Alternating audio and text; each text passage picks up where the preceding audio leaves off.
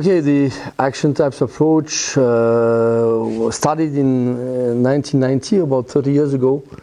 We were interested in what are the consequences of the natural movement on people. So how to get back to individualization while learning anything. Could be sports, could be any topic. It was all about how could we use the strength of individual people and so they can express themselves as naturally as possible. In FooBaSKILL there is a great mixture of both games, basketball and football, of course. And what is very interesting, we'll say, is that you are encouraging people to play more spontaneously and less think about techniques. By having transition between the two games, you will encourage people less to think and more to use their natural coordination.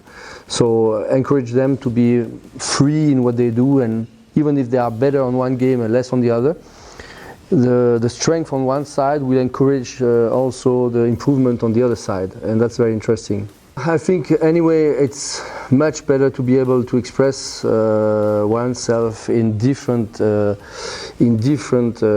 environment. If you are a football player or basketball player and you are pushed to use the other one in a very spontaneous way like FooBaSKILL is doing, it helps in fact go for one strength to another. So use the strength you have in your own sport and develop some competencies in the other sport. That's a natural way. I think it's a good example of what we can see in a differential learning approach from Wolfgang Schellhorn. Which means that you are pushed to create variations in the movements, and you are pushed to get out of the routine and out of the repetition, which is very dangerous for learning.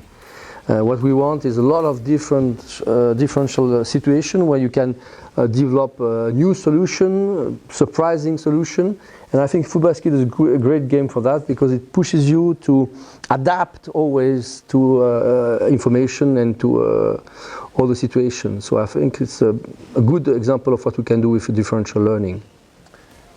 I think it's, if we consider the learning approach, I think it's helping your adaptation skills, which means you are in a situation where it's difficult to expect what's going to be, and you can also create a lot of variation in the rules. I think you can adapt the game to your need and to the age of the people also. You're pushing people to adapt very quickly to information. You're pushing them to not to stay on what only they learn, so on the routine, and that opens up a new kind of competence in terms of adaptation. And I would say that's a great game for that.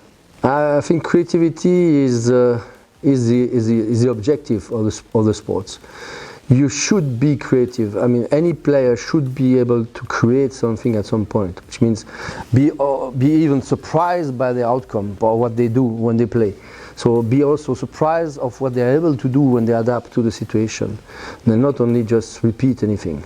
I think it could be a way for certain people that didn't find also their way in basketball or football to be able to express at a higher level, for sure.